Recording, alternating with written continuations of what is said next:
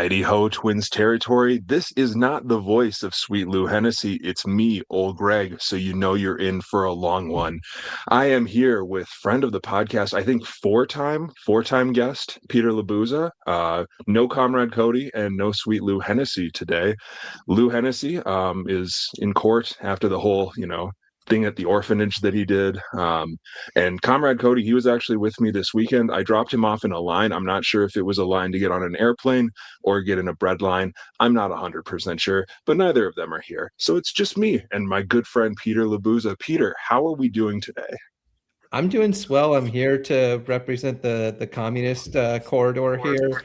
And also I'm sporting my wind surge hat since the AA team will be soon renamed officially the Wichita Turbo Tubs. So collect your wind surge merch now before you can't get it again. Turbo tubs. I didn't know we were talking about Williams Astudillo today. But anyway, this is gonna be a fun one. Always love having Peter on the show, and I appreciate that he volunteered for this. I didn't even have to ask him. He just heard that I was planning on doing a podcast all by myself, and he said the listeners cannot bear that. Please, old Gregg, let me on. I'm just trying to keep everyone on an even keel, and monologuing can only take you so far where solidarity really counts. Awesome. So, let's get into it. I just realized that I don't have a walk-off question, so this is why we have Sweet Lou do this. I can't think of a walk-off question, so we're just going to skip that, and let's jump into our rapid recap.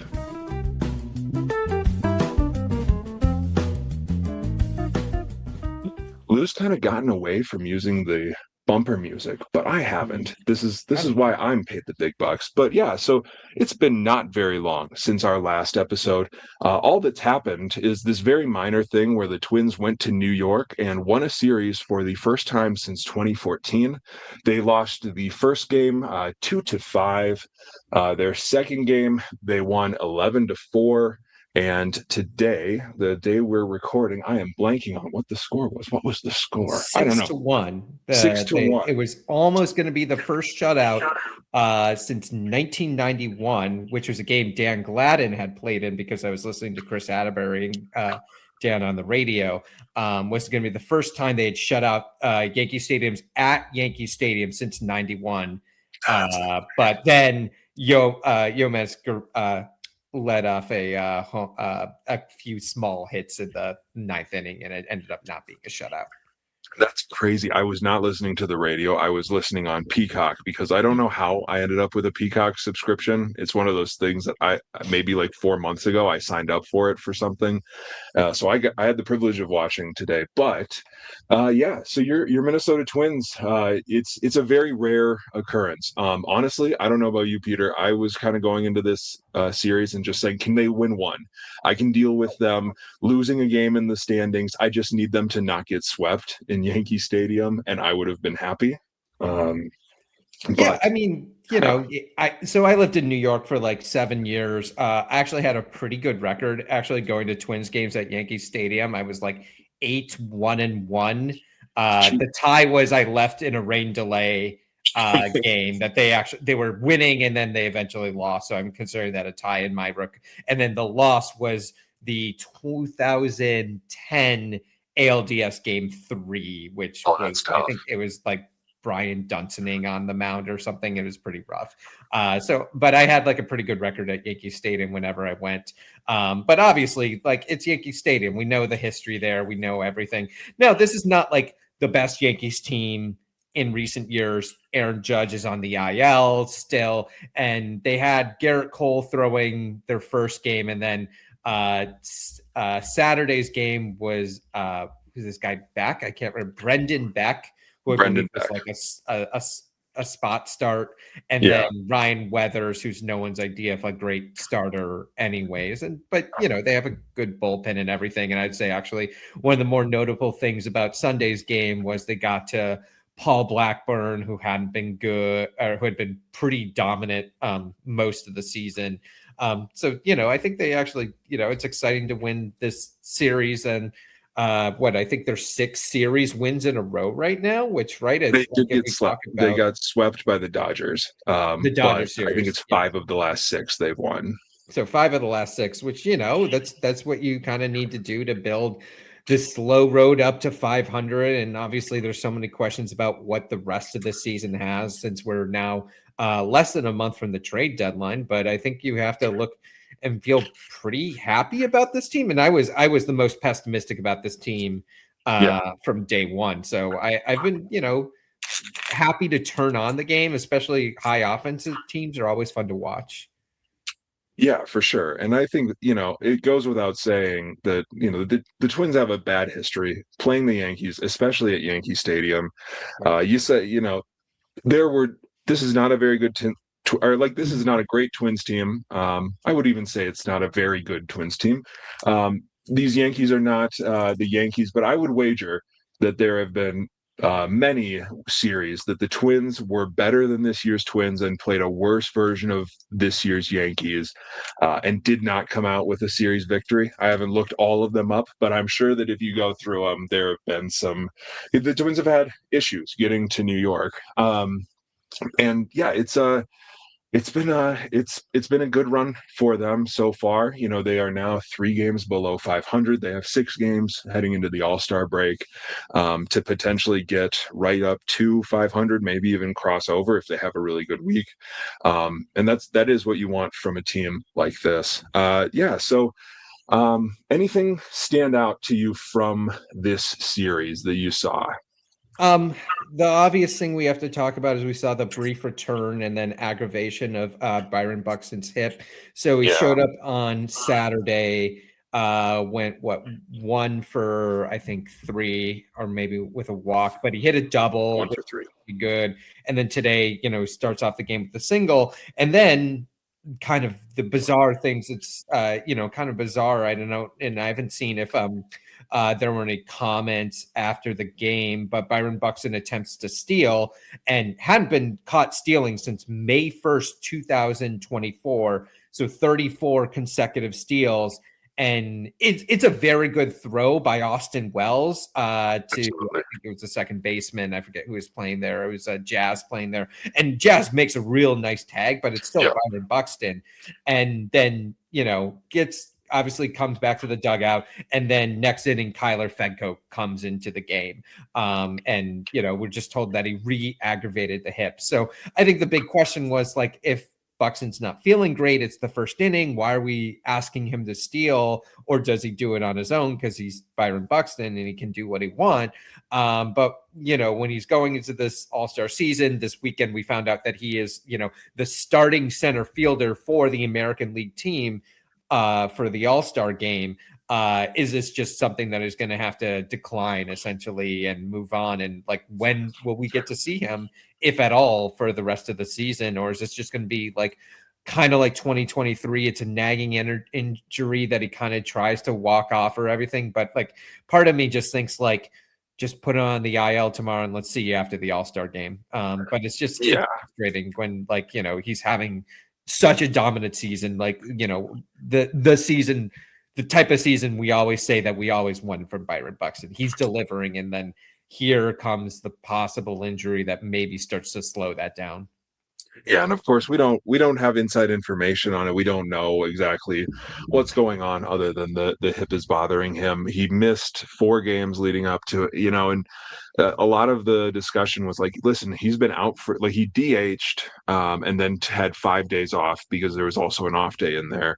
And a lot of the discussion was like, hey, listen, if you're going to be sitting him for this long, why not? There are, like, Alan Roden is hitting well at AAA right now. Walker Jenkins is. People are asking, let's see those guys. Like, maybe give Byron Buxton a week or a week off or 2 weeks off. Give him the All-Star break in the last couple series before the break off. And the Twins, were pretty adamant that they don't want to put him on the IL if there's a chance that he doesn't need to miss like a full 10 days. And then for this to happen, it's just a very frustrating occurrence, to watch and just say, like, okay, what was all this time for? I'm very curious to see if he does go on the IL, who would come up and replace him. I would assume would probably be Alan Roden. He's the only he's the outfielder right now who's on the 40-man roster other than Matt Wallner, and I don't see them calling up Matt Wallner at this point to replace Byron Buxton and moving guys around. Roden can play a little bit of center field. He was acquired at the Louis Varland trade. Louis Varland, AL All-Star. That's Also, a whoop. according to Fangraph War, the best reliever in baseball now. He's above Mason Miller. And I think that even like Twins fans that were very high on Louis Varland probably did not have this in their future or in their. I will just point out that days before the trade deadline last year, thinking that Griffin Jackson, Johan Duran were on their way out, I wrote a piece about why Louis Varland could easily become a dominant closer in baseball, and that the Twins were set up well for 5 years of Louis Varland closing baseball. And well, that did not work out. Yeah, but I would still say that you probably didn't see him being a sub-1 ERA closer for no, I did like not. the defending AL champions. It's been out there, man. It's good for him. Good for him. I would love to see little Alan Roden maybe square the ledger a little bit in that regard, Yeah. and I'm sure I guess that the the only Twins question front is, office would too. Gabriel Gonzalez is still, I assume, on the 40-man roster, and Oh, I yeah. haven't seen how he's been hitting. And it just might be because Buxton's right-handed and maybe a right-handed call-up again. And he did look, quote-unquote, good in his, 3 days at Fenway or whatever, where he had like 4 plate appearances total. So it might be Hey, listen, he's got the a highest potential. OPS on the team. He's Damn. batting 500. He has a 750 on base percentage and I think a 500 slug. But yeah, so let me just really quick check how Gabriel Gonzalez has been doing. He is Well, he's you check that. I'll just say Mike Paredes made another start at Yankee Stadium. He was the one who pitched in Garrett Cole. Went 4 innings, 4 hits, 3 earned runs, only 2 strikeouts and 2 walks. So not a great line, but right. I think like the Mike Paredes experience has been kind of interesting. This is a guy who, is looking pretty good in like the 5 starts he's made and like slowly built up to a starter level. Bailey Ober pitched for the Saints over the weekend, so he's probably due for a return, possibly one of the starts before the All-Star break. But it'll be very interesting to see what the Twins do with Paredes. He's kind of like earned a spot to at least stick around in this, if not in the rotation, in some sort of long relief, or even start to see if there's something in a bullpen role for him that might be like what they've done with Andrew Morris.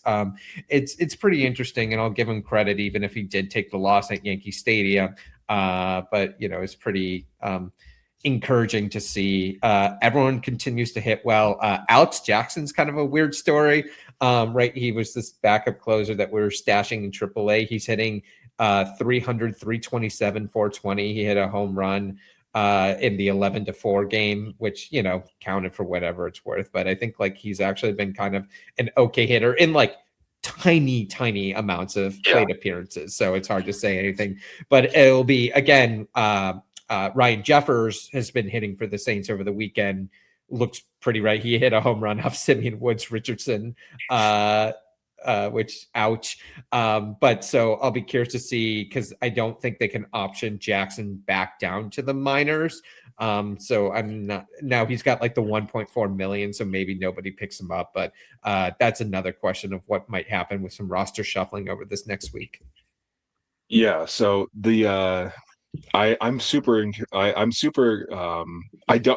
feel like they're going to lose Alex Jackson, to be honest with you, if they do need to option him, and that makes the Ryan Jeffers recall funny, because he has hit well in his limited time, and a lot of teams need catchers. Like that's sort of their whole deal. Yeah. So that's I'm keeping an eye on that. I'm a little bit nervous about that one. And as far as the Bailey Ober, I think that he's probably ready to come back. He's had his 2 rehab starts. They might give him another one, but I could also see him coming up and sort of offsetting the rotation. It seems like they might be trying to get Connor Prelip like a full like 3 weeks off, where he skips a start before the All-Star break, because he was supposed to start Sunday. They had Joe Ryan starting ahead of him. They've got 6 games left and an off day, so they could technically skip him again. Then you got 4 days off for the All-Star break. And then you might not have to pitch again until the 5th day back. And so they've done their best to skip starts, to limit his innings, to keep him healthy, because he's just about matched the number of innings that he's thrown in the last 5 years combined this season. Yeah. So that's huge. I wonder if they'll put Bailey Ober against the Angels, who have the 27th best offense in baseball. So that's basically hitting against AAA anyways. Right. So I did look up, as we were talking, Gabriel Gonzalez. Since like over the last month, he has an OPS of 750 in AAA, which sounds good, but that, given the environment, that's about 10% below an average AAA bat. He has not like looked super encouraging. The other thing, I don't know that they need another right-handed outfielder. They have Austin Martin. They have Kyler Fedko, who is not playing at all, and I'm starting to get a little sad. Kyler Fedko has not started a game in, I think, 13 days. He is kind of just wasting away at the end of the bench, which, he did play the entire, because Buxton came out so quickly in this game. He did basically play the entire game, and again went 0 for 4. I think he ended up with no, he didn't get a sacrifice fly at all. He had 3 strikeouts. He's just unfortunately not hitting at all. He did attempt to bunt. Average. He attempted to bunt. He missed. He fouled one, and then the next one was a strike. He pulled the bat back on, and then he hit a fly ball that advanced both runners anyway. So it's a fly ball bunt, I suppose. But yeah, I am not like the biggest Kyler Fedko believer. I don't think I ever have been. He's had like very good year and a half in the minors, hitting some of the fakest home runs you've ever seen. He doesn't hit the ball hard, but he pulls it, and he drops it right over the fence. And it's been impressive, but there's not a ton there to like believe that he's going to be a long-term major leaguer or anything like that. However, at the same time, man, I just want to see him get his hit. He's I think 0 for 14 now. It's a frustrating thing to watch, and obviously, like, if they're not playing him at all, it's like there has to be some better use of this slot. But the good thing structurally about this team, right, as we're waiting for these prospects to finally graduate, and I think if it had not been for various injuries, they would all be here. But I think there's a very easy, it's like not, who do we have to DFA? Who do we have to trade? It's pretty easy. You're going to get rid of Tristan Gray. You're going to get rid of maybe even Kreidler, though obviously he's hit well. You're going to send Fedko back down, right? It's very easy to see the pathway that we're going to see Kalen Culpepper, E-Rod, Walker Jenkins, once they're like healthy enough to be up and everything. Like I think that's, we had that issues, I think, want to say in like 23, 24, where there were people being blocked essentially. Now I think it's pretty open season for whoever's ready is going to get the call up when they're ready to come up. Yeah, I think that there might be a little bit of a crunch depending on how many guys are like banging down the door for a call up in like the right field, first base, DH area, maybe second base in there between Keishel, Clemens, Lewis, Bell. There might need to be a little bit of a move at the trade deadline, or some way to release that pressure if they want to have multiple guys up who are outfielders, for example. Right. But I think that we still are not in that position yet where we have to worry about that. Let's revisit that in a couple weeks. I think the only other news, the Twins made a trade for Woo-Suk Go, who is a pitcher who has never debuted. He is South Korean. He was in the Tigers system, and was in the Miami Marlins system for the last couple of years. He had an upwards mobility clause. The Tigers said that they would not be promoting him to the majors, and the Twins said, "Well, we sure will. We have a lot of time for bullpen arms." So That'll be interesting. He will be joining the team. He will on Tuesday.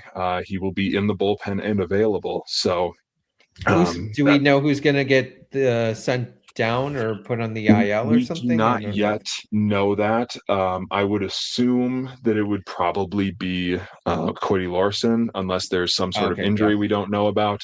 I think the only other option there is Marco Raya, who I want to give Marco Raya his flowers real quick. He started kind of rough with a walk and a home run in his first two batters. He has since gone 6 innings without giving up a run. His control has not been great, but we've heard maybe some things about Marco Raya, maybe like letting things snowball or having nerves or whatever. Listen, man, he showed up at Yankee Stadium and he threw 2 shutout innings, even if they weren't like the prettiest innings. I'm happy for Marco Raya, and I like the way that this is trending. It's not like he's like a late inning arm or anything at this point, but he seems to be settling in all right into the major leagues. 2 innings at Yankee Stadium is no joke, no matter who you are. I think that's just the truth of it. And ask Randy Goffman, ask Cody Stashak, ask Zach Littell.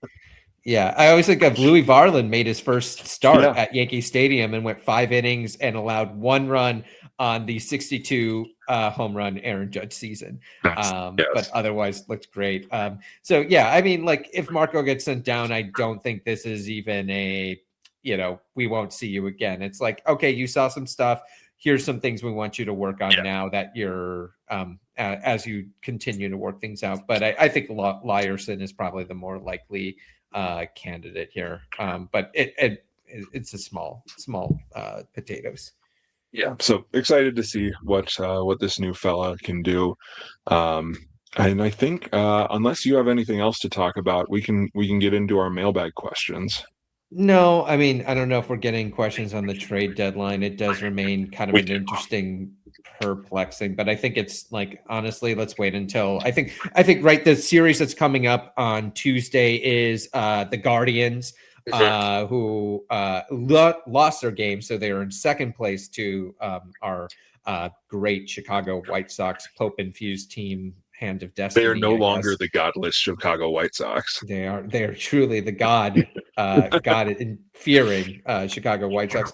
I will say that the Guardians had to use a lot of bullpen arms these games. Like today's game was a 7-6 back and forth game.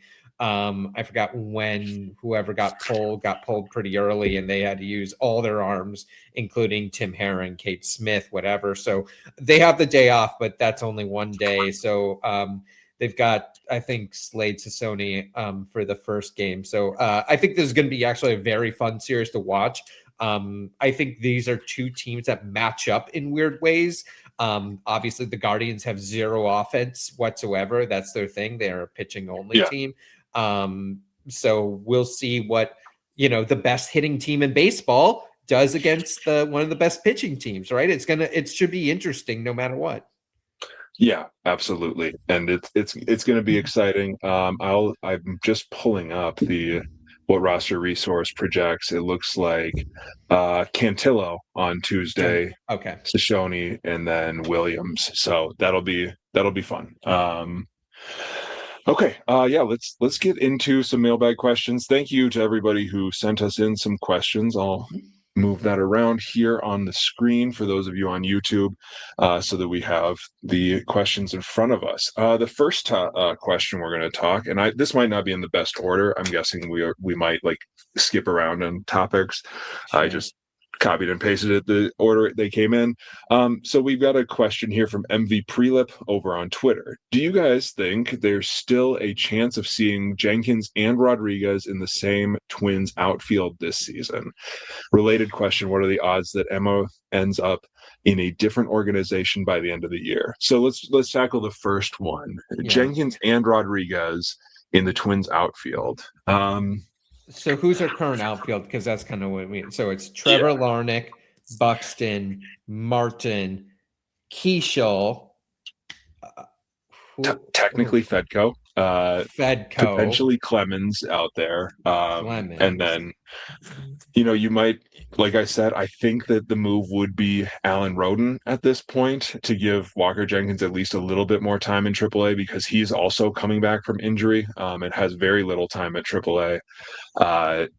There's a lot of guys in line for those reps. I don't think that there's a good chance, but I think this organization would like to see these guys, right? If we're seeing, I mean, again, let's assume they're selling some parts yeah, off at the trade deadline. I think that's fair. Even if they end up buying something, I think there's a chance we're seeing something getting sold. I think that's just pretty sure. obvious. I think it's a good buyer's market, and so you actually get a decent return even for something like a Trevor Lawrence. I guess Trevor Lawrence got another year of service under his belt, but like you can get like some nice pieces. So like I even let's just say in a world where I think this team is competing, I think you need to trade like Trevor Lawrence for a relief arm. Like I think that would actually be a smart, interesting, like win-win trade that we might see.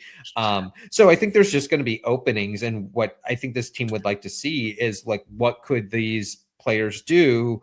How do they stack up? Who can we pen in at opening day 2027 for that roster?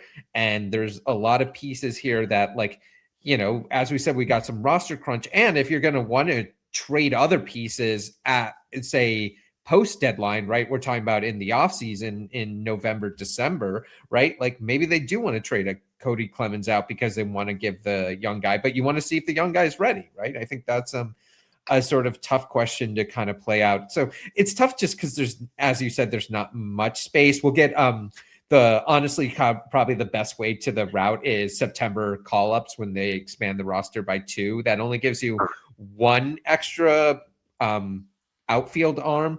But also the kind of tough question is if these guys are all sitting on the bench, that's not a good use for them. You want to give them plate appearances. So I don't think we see both at the same time, except for maybe in like the last week. Yeah, and the other thing is that we don't know how much of Emmanuel Rodriguez we're going to see. I think that he's still that's true. projected to be out for 3 or 4 more weeks off the top of my head. I think that that's around.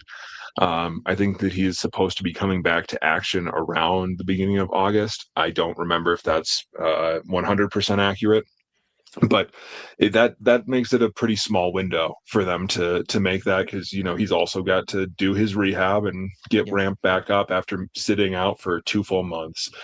I am curious, I don't know what Emmanuel Rodriguez's trade value is, which is the part 2 to MV Prelip's question asking what are the odds Emma ends the year in a different organization.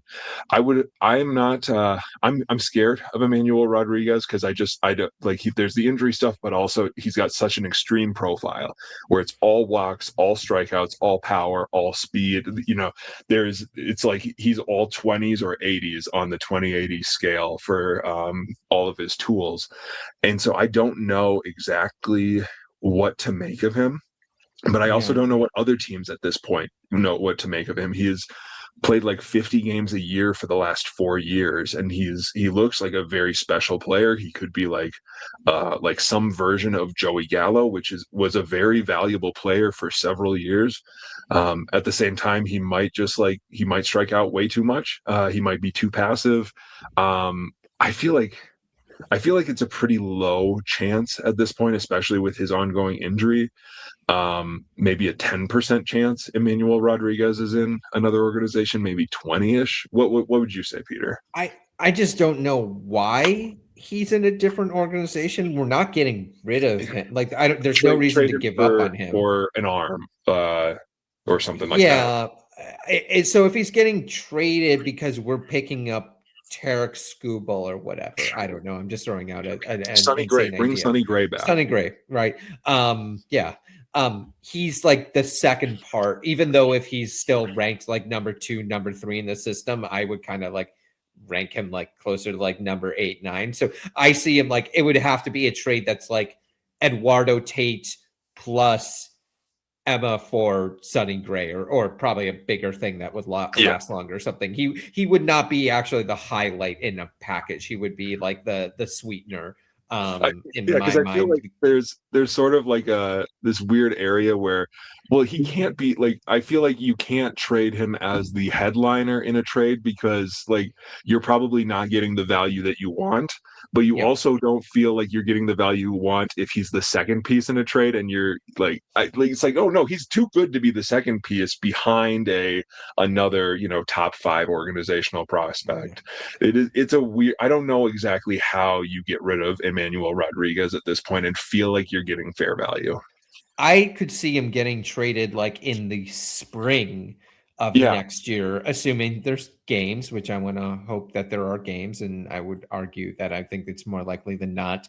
I see him getting traded because it's like no pathway to playing and someone's dangling a pretty good reliever with 2 years team control. And we're like, screw it, let's take it, yeah, kind of thing.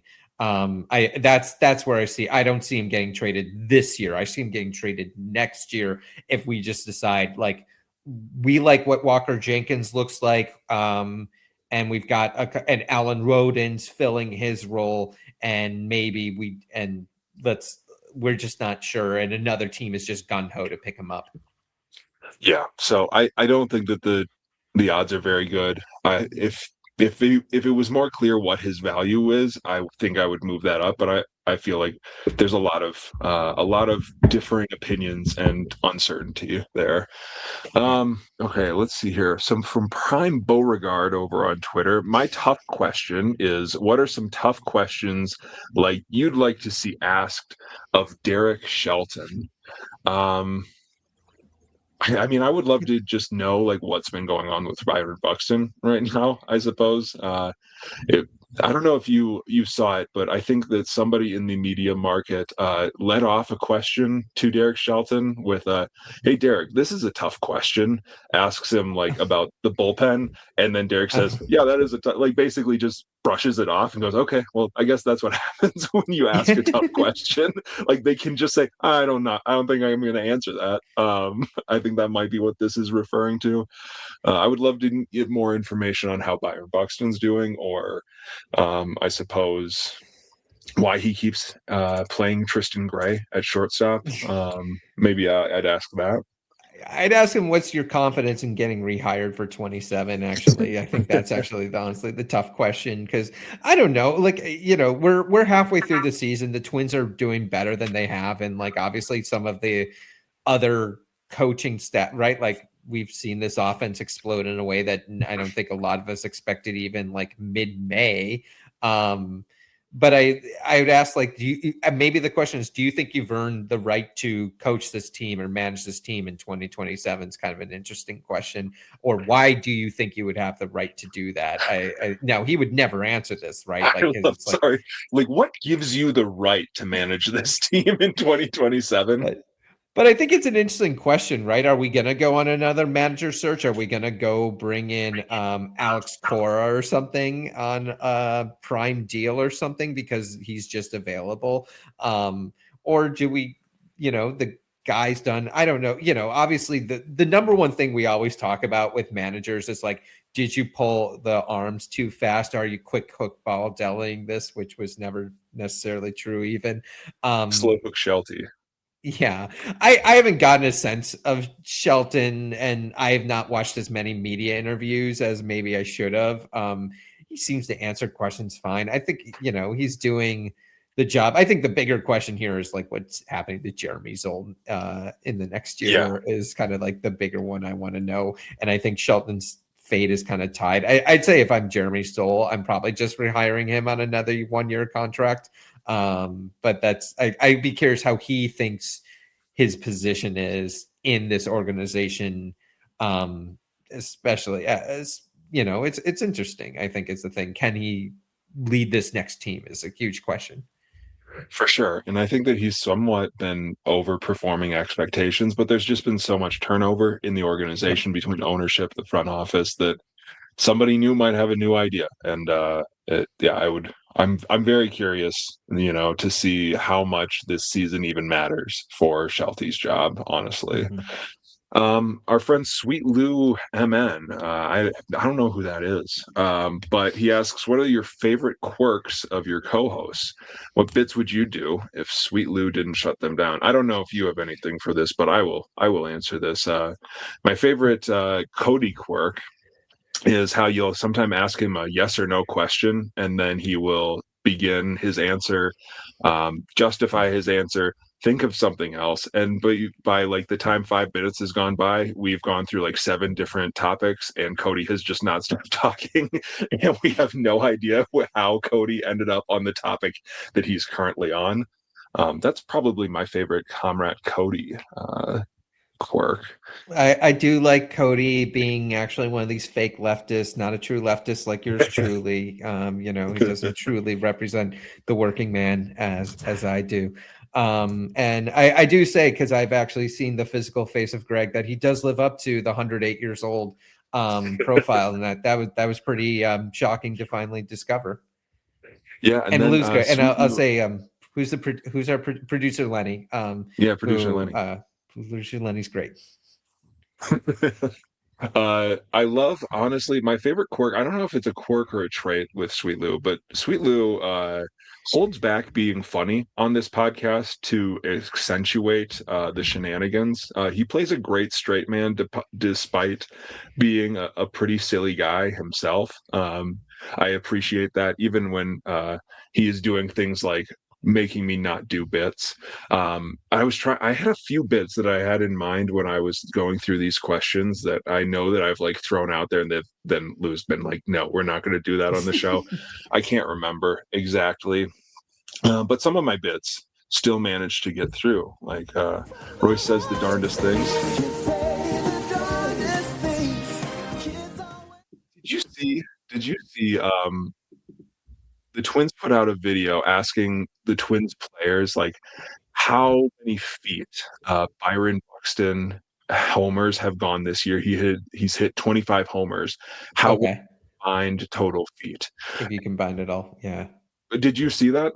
No, I didn't see it. Okay, so a lot of players like did the very kind of simple math. It's like 25 home runs, about 400 feet per Yeah, home run, right around 10,000. 1,000. Some That's what I guys was were going to say. like Yeah, Pablo Lopez was getting very nerdy and said 380 feet times 25.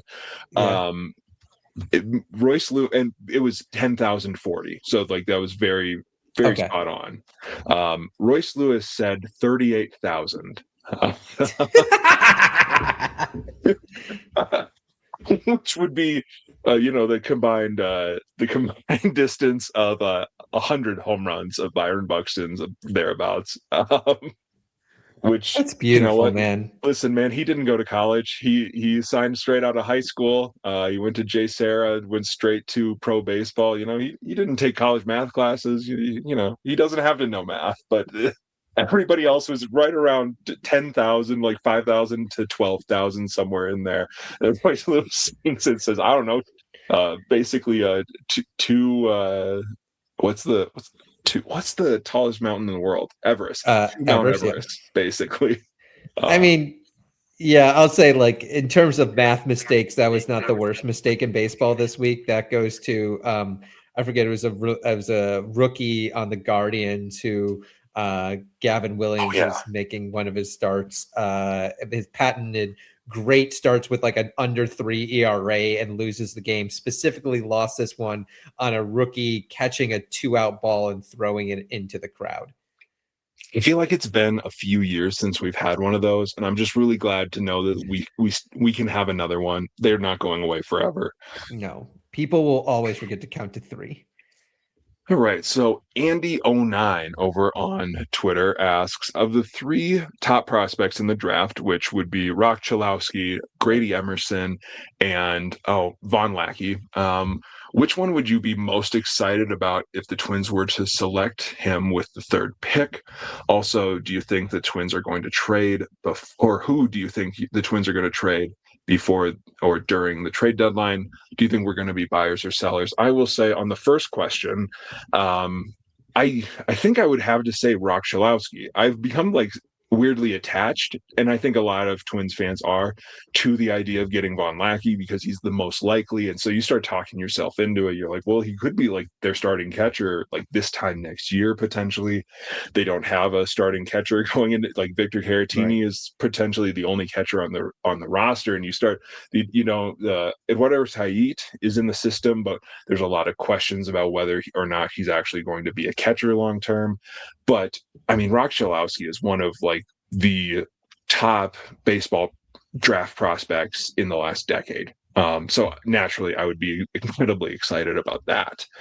Yeah, so I live in California. I live in Los Angeles. I went to see Rock play last year, and I haven't had a chance this year. I had a foot injury that's kind of kept me from some games. But it's impressive on like a ridiculously impressive UCLA team that now I think has like at least 3 or 4 people who might go in the top 100. It's been like very, very cool to see. I mean, yeah, I think even there were some questions, I think, early in the season around him. And I know some of the people who are much better at following college baseball and high school had dropped him to the number 2 or 3 slot. But I think he's just like kind of continuing to look like he's like ready, impressive defense. And I think there's this question, right? Like he's a shortstop, so it's like, okay, is he going to stay at shortstop or not? And it's like, if not, you either flip him for something good at some point, but I think he looks like he's such a plus arm. Maybe he slides over to third or something at some point, but what's he, a 60 grade hard hit rate or something? So I think, obviously I think I'd be happy with any of them. A friend of mine went to see Jackson Flora play, as he played. He's from UC Santa Barbara. I think he's slotted to go fifth. He's a right-handed pitcher. I'm trying to think. The only other a person I saw, not of the top 3, was the USC arm. Oh, I went and saw Mason Edwards at USC, who's a left-handed arm. Made mincemeat of a pretty mediocre team, but like his pitching looked dominant. He might be like an interesting second-round pick if he falls behind. But I think you can be happy with any of these guys. They're all like, there's a reason. It's right. There's always like the difference. Is it a 4-player draft? Is it a 2-player draft? Is it a 1-player draft? And we're lucky it's a 3-player draft. So whoever we end up of these top 3, it would just be if right, at least under Falvey, this team's always been very good at this 6th and 7th round players. Obviously, the Bailey Obers and Lou Varlands of the world. And so the only question would be is, do you go with someone slightly under slot to use that money elsewhere to get some of those arms to sign? Would be the only question I would have. Yeah, and I think with this class of 3 guys, like you should be tarred and feathered if you pull that. Just like, you're getting way too cute with it. Just get a guy who like everybody would be drooling to get. So yeah, I would say that Chalowski, I'm very attached to Lackey because I basically just like talked myself into it. Emerson, it's scary to draft a high schooler, but he has probably the highest ceiling of any player in the draft, and that's also super exciting. But it's hard not to say Chalowski. Yeah, the Angels got cute. I remember last year with Tyler Bremer, who I'd seen pitch for Santa Barbara and did look dominant. And what he's 2.81 ERA with basically a 13 for 9 strikeout game, but that's high A, so he won't be ready for a couple of seasons. But that was the last time I saw someone get cute, and obviously the Angels always get a little too cute. So we'll see how that changes with them bringing the Cardinals manager in for this draft. Mazaliak, yeah. I would say that if you are trying to emulate the Angels in any way, especially in the draft, you're probably going in the wrong direction. That second question, though, who do you think the Twins would trade? Do you think they're buyers or sellers? And I'm on record saying I think that they're probably going to be both. And I think the closer we get to the deadline, the more confident I am. I would say that there's a pretty good chance that basically they listen to offers on a class of players like Trevor Larnach, Cody Clemens, Royce Lewis, Josh Bell, that group. maybe Ryan Jeffers, like maybe Matt Wallner. Maybe Anthony Bonda or maybe a couple of the relievers. I wouldn't be surprised if they decide like, well, they're, or Yohendrys Gomez. I don't know if they're, want to keep them forever, but I could also see them getting the right offer and flipping those guys. Yeah, I feel like at this point in the bullpen, it's going to take a little bit for them to give somebody up because it's like, listen, we We worked need this people. hard to get Yohendrys Gomez. I don't want to Yeah. start back We had to over. go through so many arms. Right. We had to go through I just. I went to Phoenix. Sorry, I'll stop here a you're, second. I went to Phoenix to see the Twins play when they're in town, and I saw the Byron Buxton grand slam and everything, and they were up like 14-1 or something when I was like leaving, and Justin Lawrence comes in, and like so I'm like circling around the stadium. I'm like, oh, let's just see him get out. And dear God, watching that man pitch was like some of the most brutal baseball I've seen in a long time. yeah, that's I he makes me sad. Like it's a Yeah. bummer to watch that. But I think that they are going to be in a position where, like we talked about, there's a little bit of a squeeze. They potentially have room to call up outfielders, and they may need to kind of let out some pressure in the corners to make that happen. And you might not trade Trevor Larnach straight up for a reliever, but you might trade Trevor Larnach, get prospect capital, use prospect capital to go get a reliever, and your prospect capital has basically stayed the same. Um, that's sort of what I think the Twins are trending toward. Not a full sell off, but they add a reliever or two. You don't have to add a great reliever to improve this bullpen.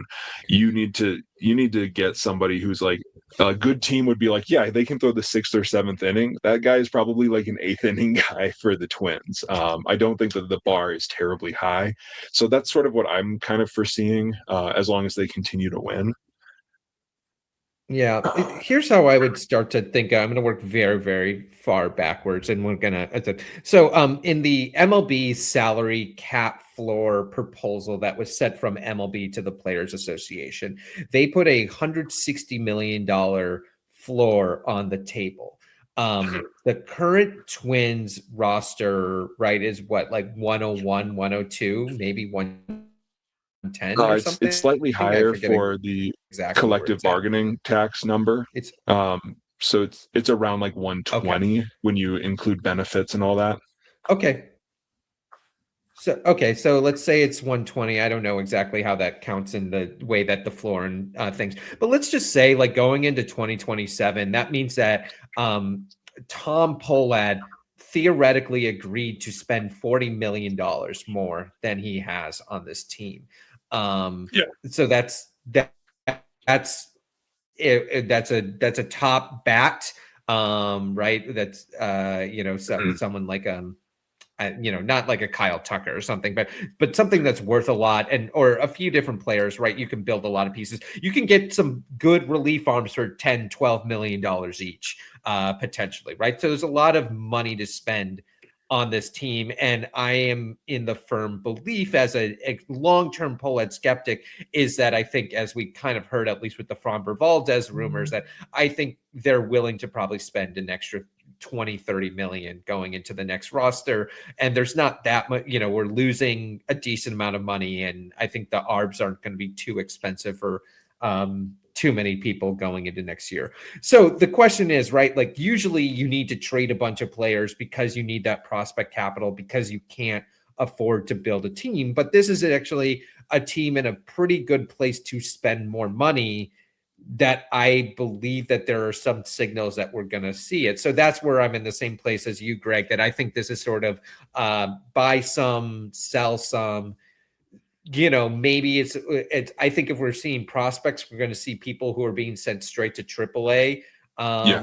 In some ways, probably another starting pitcher, because I think that's what you're going to really need next year, even if you keep Joe Ryan. I think the toughest question here, and I think this is even if they are at least stealth buyers, is if the Detroit Tigers do not trade Tarek Skubal, which they have been doing pretty well and might be in a place that they decide, to excuse my language, F it, we're going for it. that would make Joe Ryan the most valuable arm on the sort of, lists that are put together by by Passan on ESPN. And that means with so many teams, particularly in the AL, that are going to want to be buyers right now, Joe Ryan's going to be worth a lot. And is that enough for you to say, yes, we're losing our best starter, but we think we can still kind of be competitors, but maybe not enough? I don't know. It's one of those things. I don't think I would be. Obviously, it'd be sad to see Ryan go, especially if next year could be really special. But I also think it's going to be, God, if you see some of these offers and then you're just like, let's take it while adding on. I think that's going to be the kind of interesting, hardest question to answer is like, do you keep Joe Ryan? Yeah, and I'm on record saying that I'm open to moving Joe Ryan. It's a much harder sell if the team is actually in competitive window, Yeah. or at least like is in spitting distance of being in the playoffs. But man, like somebody's gonna pay a lot for him. I had a couple of other questions for the trade deadline. Yeah, let's do those. So I just want to knock those off. Um, what do you think of the Twins should irrationally buy to win fans back? See the Dan Hayes deadline preview that was from Composite Twins. Basically, the idea here is like the Twins need to regain the fan base's trust. Maybe what they need to do is go and get one of the Get big Terry bucks Skubal. and make it clear that you're serious about competing and you're serious about spending. Give me just 1 second, because there's also a Tom Froming question. Is there any path to victory for Jeremy Zoll or Tom Pohlad or the organization as a whole in the eyes of the fan base at this trade deadline? Basically asking the same question. Hold on, let me just see. Yeah. If the Twins were to both buy and sell, this is TC Nachos, which players would you sell to get value on, but still try to make the playoffs this season? I think we sort of answered that one already with that kind of cluster of corner guys, maybe Joe Ryan. It's going to be hard to make the playoffs without Joe Ryan, though. I think that's the tough thing is you just need those starts. And whoever's right. We already depleted. We have Mike Paredes making a start in this bullpen. And as you said, Connor Prelep is basically hitting whatever limits he's going to have. So it's just that's the tough thing is trading Joe Ryan means the thing. But to go back to the bigger question, right? Like, because I went into the season expecting Joe Ryan to be traded, a few other places to be traded, and now this team's looking pretty good. I wrote a piece recently on Twins Daily, so my way to sort of measure fan attendance, not using the numbers, because as we know from Dave St. Peter's old comment, most ticket sales happen before the season. It's like 80% of ticket sales, so it's all just sort of noise in between. But if you look at this split the pot raffles, which I have data for going back to 2023, you get a sense of actually how many people are showing up to the game and spending money. Obviously, it's not perfect, but it's imperfect. But the June numbers were really good for the Twins, are the best they've been since 2023. They were improvement on both 24 and 25. Partially that was a Shohei Ohtani start, but it wasn't as an impressive as number as you think. So I think there's actually a sense that people are showing back up to the games. The $2 beers probably make a difference and everything. But it's tough because I'm curious what fans are. I'm like very iffy on this. Like if the team's like, you know what, we're trading away Larnach, Ryan, Josh Bell, Jeffers, just because, and those last two guys who are just, available. I would not be like upset in this team in the same way as upset last year over the trade deadline. I think it's totally reasonable. I think the question for me is much more about the return because, right, someone like Eduardo Tate, who's in high A and actually now isn't hitting that well. Unfortunately, I think he has like a 212 average. But that's not Kira there. I think he's got plenty of times, right? That's a long-term piece. And what I want to see from this team, and that's why I was talking about the money they theoretically might spend in 2027, is I want to see pieces in return that's like, okay, this is the team that's going to go win the AL Central in 2027. That's what I want to see. Some of that might not be answered until the offseason and until the, everything's been fixed with the labor negotiations. But like, I don't know. I'm very curious how fans feel about this. How do you feel about this, Greg? I'm sorry. Yeah, no, you're good. I do want to ask, do you have a cutoff tonight as we No, approach the 1 hour mark? Okay, no, we can perfect. do Neither it. do I. I love me a good long episode. This is why I kick Lou out once in a while so that we can go after over an hour. Yeah, I mean, I mean, we were together on that live stream last year Yeah. at the trade deadline. We watched it happen in real time. We had our shared reactions. I think that I am not. I wouldn't. I don't. It feels weird to say I am. I'm higher on that trade deadline than you might be, or a lot of people might be. But I would say that I'm not as low. If that, if Mhm. I wouldn't say that I'm higher, but I would say that I'm not as low. Sure. So I think though that the big one is like if they trade Joe Ryan, they're gonna lose a lot of people. Yeah. Whatever like I wouldn't say like whatever stragglers are left, they're hopping ship, but like that's the one. And I think we did talk about that a year ago, which was Because basically it like almost happened, right? There was the right. language that he was going to the Red Sox, and then it got disappeared. I'll just say, yeah, I understand a lot of the trade. For me, it's still that Louis Varland trade that just made absolutely no sense. And I guess Alan Rodin's looking pretty good, but I still think was like, it just looks worse and worse every day when you have the best relief arm in baseball right now. But yeah, but like we sort of talked about how okay, it's not a full teardown. If Joe Yeah. Ryan is still on this team, this is still like they're at least somewhat going for it. But if you strip Joe Ryan from that, and if Pablo Lopez was healthy, if you were to trade Pablo Lopez, I think that like the people who are maybe even deluding themselves into believing that like, oh, the Twins are kind of in this, they're gone. It's going to be a lot harder sell. So I think that that would just like whatever mounting momentum, whatever holdouts you had, I think you're going to lose a lot of those. At the same time, I don't think that there is a move that you can really make at this trade deadline that will suddenly make the Pohlads more appetizing or more pleasant for Twins fans.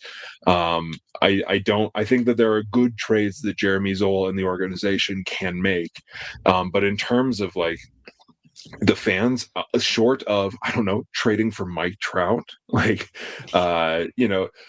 making some huge swing for a pitcher that like you can't make an argument. Like you could make an argument that if they were to trade for Tarek Skubal, right? A lot of people would say, yeah, that's great, but he's coming off injury. They're actually, they didn't pay full price for him. This like it's almost like the half measure thing again. I feel like, granted, I interact with some of the most cynical Twins fans Yeah. imaginable. But I just see their responses already in my head. Like unless you're trading for somebody who's healthy and making a lot of money and is like one of the top 5 players at his position, I don't think that it's like an objective win. So to answer Tom's question on my end, I don't think that there's anything that like fully wins you back. I think that you can definitely like even if you add like one reliever that everybody's heard of. I don't think it needs to be a Aroldis Chapman, but like Yeah, I was gonna say. if you add a reliever that people are like, oh yeah, and like has had a good year, it's not a reliever who was good 5 years ago. I think that does start, the wheels moving toward, oh man, maybe they are trying to lock back in. Maybe they are trying to compete again. Maybe they're trying to put it together. I think that though this might be like years away from people like feeling good about the Twins again, even if they're Yeah, I winning. think it's not a 1 year fix. I even think if they make the last like the thing is, right, the pathway for this team is to maybe take that last wild card spot and probably lose 2 on the road. Maybe they win 1 of those 3 games. But there's like, right, you're going to be facing either the Mariners or the Rays or the Guardians, obviously, right? Those are kind of, I guess Texas is actually winning the AL West right now. I forget, other than the Mariners won today. So, right, like it's kind of weird to like really put this stock into making the playoffs, because like you just look at this team and like they hit very, very well, but it's like, man, is that a playoff rotation? Is it Bailey? Can you imagine Bailey Ober throwing 89 in a playoff game, and what Michael King's gonna say, or Michael K is gonna say on the broadcast? It's like gonna be crazy, right? It's gonna be Yeah. some of the most unhinged baseball discussion you've heard in your life. But yeah, I like that's the thing. That's where I have a lot of my stock in, like, who from the free agent list is Joe Polad or Tom Polad pulling? Is it George Springer at DH, which would be a little bit on the old side or something? Is it Michael King, who's been looking great for the Padres? Is it Luis Severino? Is it Gleyber Torres, even though we don't need another middle infielder? I think there's kind of those are kind of the bigger questions I have. And like I don't fault anything they do in this deadline. I think it's like, right, this was, everyone looked at this and it's a rebuilding year, and the idea was like, let's find Yoendry Gomez, so we have a potential really good arm next year. But I agree with you. I think trading Ryan would just lose a lot of fans, and I don't know if there's that much worth it, because you should just go spend money, right? Like that's just the fact of it, is like, keep Joe Ryan, because your rotation next year is hopefully Pablo Lopez looking fantastic, Joe Ryan, who's probably going to be your number one. You pick up Sonny Gray to make everyone happy, because he'll be a free agent. But then like Mick Abel maybe comes back and finally can kind of put it together. Zebby's there. You've got whatever's left of David Festa. Maybe Connor Prelip can throw enough innings by that point to be like a full-time starter. So like there's enough there. I think the biggest kind of question though, when you look at 2027, is like, I don't know which some of those arms in the can kind of be kept or from the minors are going to graduate. I know there's been some names that like some of the people at Limestone Pipeline have been talking about, who are really looking strong and are making like good pushes for AAA, but I don't know if they're ready for a rotation. So I think you have to buy an arm next year, no matter what. Yeah. And in terms of, I do want to touch on this one from JD Kringle, in terms of who gets traded away, what's the best player we get in return? I'm not going to throw out like any specific names, because I think that that's a difficult one. It depends on what the Twins are willing to do. I mean, you could get multiple top 20 or top 100 prospects for Joe Ryan if they want to do that. You could potentially even get like a top 100 prospect for like a low end top 100 prospect for Ryan Jeffers if they decide to do that. And there's a team like maybe the Yankees who need catching help. I want to say I'm in the camp that they should offer Ryan Jeffers the qualifying offer. That's something that we've talked about on this podcast, and I think all three of the regular co-hosts are at least warm to the idea, especially if you're needing to add salary, putting Ryan Jeffers on the team for $23 million potentially next year. That's a good one. But in terms of though, like who they would bring in, I think that they could potentially make a swing for like a number 2-ish starting pitcher. I think that they could make a swing for a true late inning reliever. I think the more likely outcome is that they trade for a 7th inning guy who becomes their closer, type of thing. But the best player I think would, I was going to throw out the I had one which was Carlos Larange, who's number 4 on the Yankees list for MLB. He was sort of a starter. He's a right-hander who throws like 102, 103, but he's definitely a relief arm in the future. And I think he like basically got started to be converted because the Yankees were looking to hopefully put him in their bullpen this year. And if I'm Jeremy Zoll and I'm dangling Ryan Jeffers, I'm just like, I want this guy because I think he could be my closer for the next 7 years type of guy. And I don't think you're getting George Lombard Jr., who's their infield shortstop prospect. No. Even if Anthony Volpe has looked okay. I would not pick up Spencer Jones, who looked a little iffy in his second roundabout in the majors. But I think there's but that would be the sort of, that's like the arm I'm looking at. I'm just like, that'd be nice. For others, I would just look at like the who's playing in the futures game kind of thing. You got names like I don't think the Athletics are getting rid of Leo DeVries anytime soon. Jojo Parker, who's the Blue Jays shortstop prospect, I think has looked really good. There's the great named Ike Irish, who the Orioles drafted last year. And I think there's some, Gage Wood and the Phillies would be obviously interesting, though I don't think they need help. So there's I think it's always like there's so many different prospects and it's so hard to know. And it's like you got to find the right matchup to get back. But I think you're getting like, yeah, for Joe Ryan, you're getting 2 top 100 guys. For Ryan Jeffers, it's tough, obviously. But if you have a team that really needs it, maybe you get 1 top 100 guy or a borderline top 100 guy. Yeah, and in terms of like the actual, you could just open up like the Athletics trade deadline preview. And look at the top 5 and say, could the Twins do that? Technically, they could. They do have the prospect capital to get basically anybody who is hypothetically available at the deadline. I just don't think that that's very likely at all.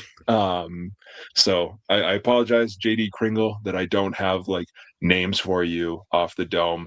I try not to do that. Sorry, does your shirt say Miners on it? It says unionize the miners. This was back from the pre-unionized days. Yeah, I'll show it everyone. It's got Minnie and Paul, but they're shaking hands over unionizing. Yeah, I on the screen, on the camera, it definitely does. Like the only word that's readable is just miners. Okay.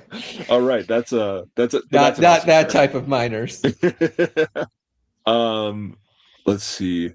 I think that checks off all of our trade deadline question. Yeah. Oh, one more time. So we've got from Prairie City Denizen asking, for those in the camp of trading available assets that won't be part of the next Twins winning team, which year should the Twins plan to be competitive? I would say, honestly, like, and maybe this is my pessimistic optimism. I don't think that there's a reason that the Twins can't at least be in the mix next season, especially if their young players come up. I mean, I don't think that they're like a World Series contender by any means next season, but I don't think that if you are of the opinion that you should, dump Josh Bell and Trevor Larnach and Cody Clemens, that group of players that, there's Joe Ryan, Ryan Jeffers. I don't think that like competitiveness is like 5 years away. I don't think that there's like a long wait before the Twins can at least be making a run at the AL Central Championship again. Like that's not this year. I wouldn't like put money on it next year, but they've got a lot of high minors guys who like it's not the best system and they don't have the best prospects in baseball, but a lot of their prospects are about ready to go. And that's a really fun and exciting place to be, where there's a lot of room for success there. I don't exactly know like what year I would put my money on the Twins being competitive again, though. Yeah. So just thinking about the AL next year, I think the White Sox are only set to be better. And as we sort of see that ownership change over from Jerry to Jeremy, or I forget our long running saga of who was going to buy the Twins. Justin Ishbia. There we go. So the Twins are going to be looking in a kind of pretty tough competitive, just looking at farm rankings. Detroit's number 5, Cleveland's number 6. Detroit would obviously get better if that means if they're selling Skubal, obviously they're going to get many top 100 guys ready to kind of fill in.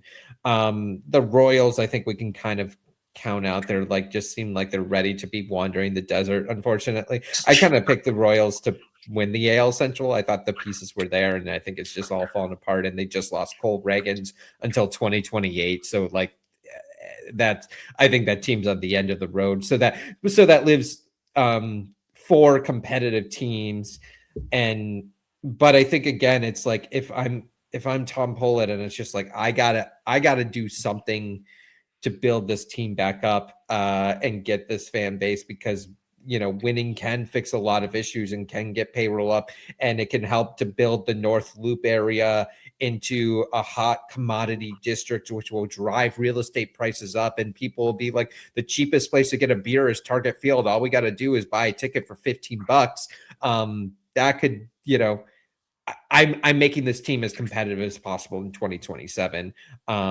And I think that's just the truth. The furthest you could do is be like, I pushed it to, if you're trading Ryan, you're kind of saying 2028. But if you're doing any longer, that is many years in the desert, and you cannot, given the sort of new economics of baseball and streaming, I don't think you can wander the desert for that long. And it's sort of foolish to wander the desert with a bunch of young guys on the team who should be debuting within the next like 18 months.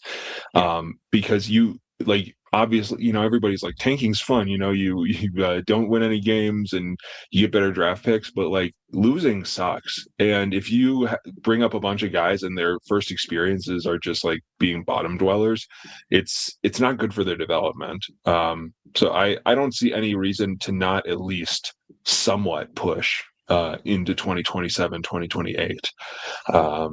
We're also talking about the last potentially 2 years of Byron Buxton, and right. We got one plate appearance of Byron Buxton in 2023, and Yeah, it was the most electric I had been feeling, just to see him there, knowing that it was probably not going to do anything, and he popped out. But like, right.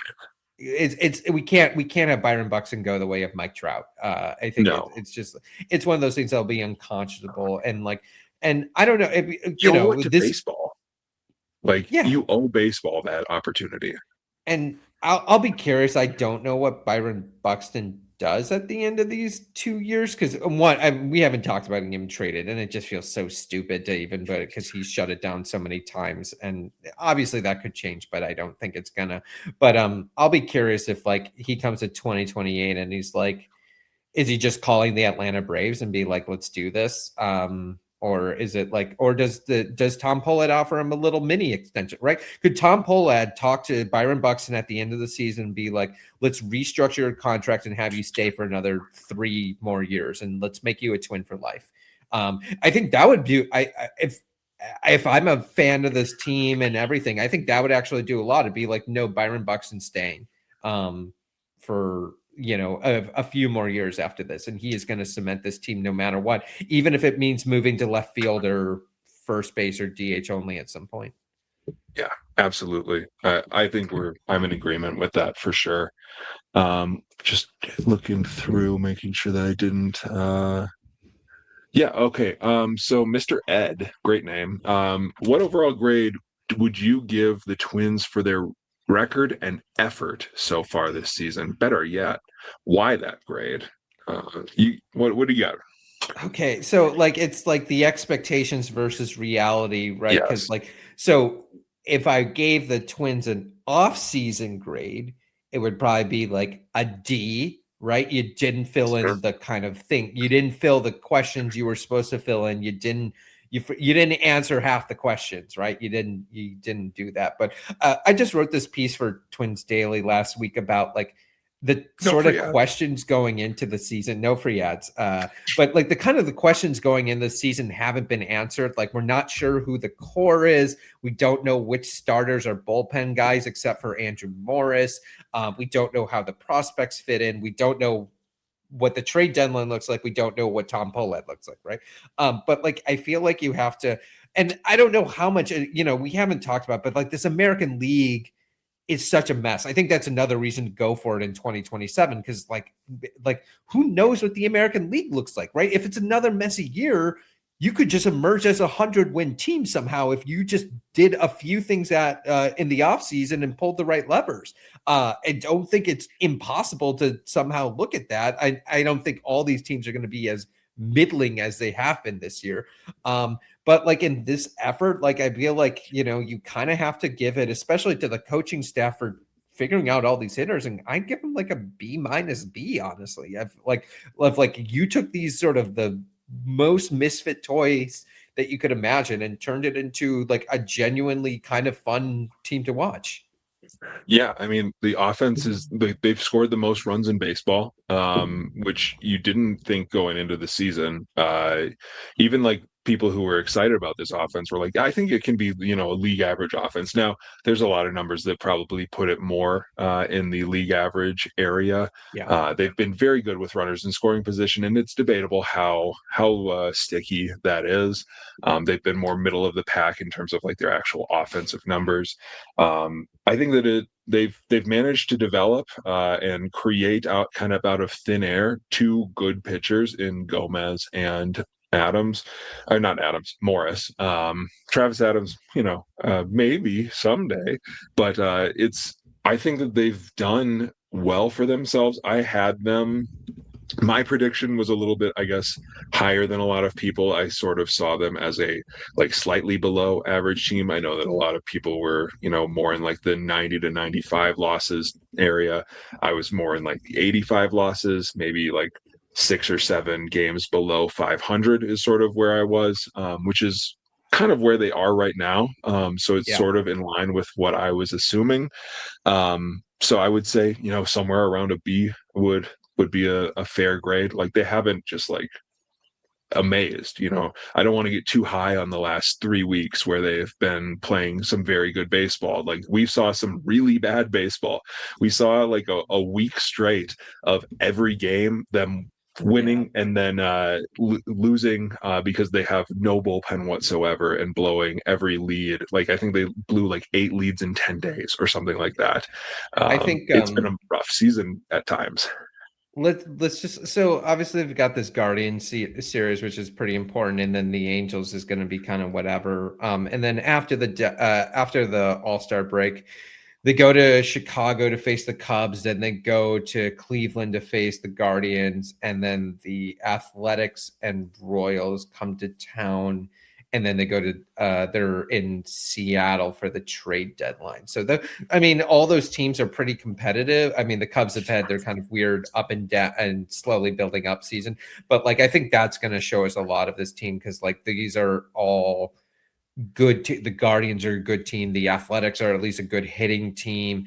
The Royals are bad, and then the Mariners are probably win the AL West, or at least on paper should win the AL West. So I think there's a lot of pieces there that like will tell us what this team looks like and give us a sense. And I think that will be easier to give them a grade then, and also to know what should they do at the trade deadline.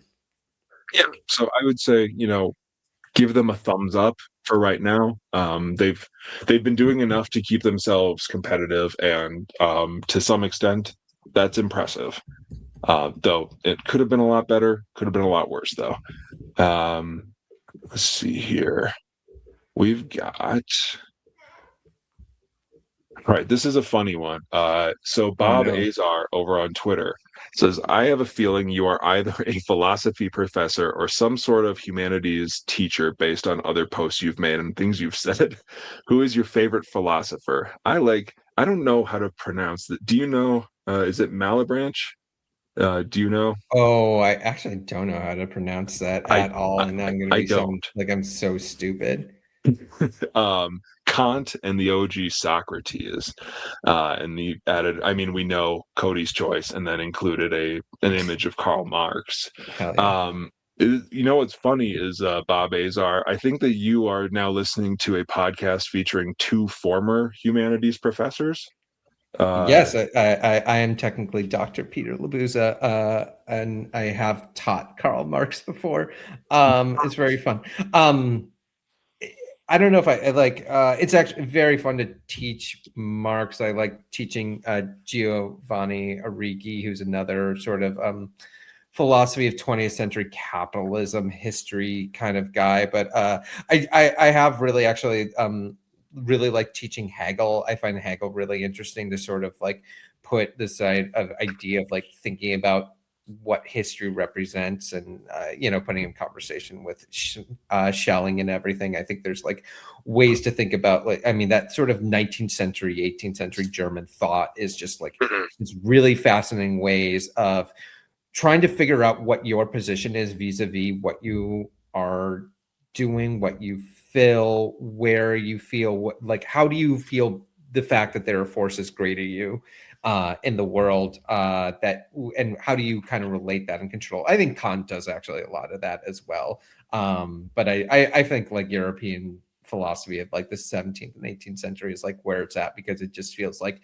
you're dealing with these huge existential questions of how you relate in a world that's becoming bigger and bigger than you in so many ways. And I think that's like kind of what drives a lot of that philosophy. Well, I think a lot of like the Socrates up through, all the Greeks and Romans, Aurelius, and then up to Machiavelli, are all these sort of things of like, well, what if you had all the power? What should you do with power? Which I think, you can read as much as you want, but you're never going to be in that position. So I think actually those others who are like kind of trying to position yourself in the world is kind of way more interesting.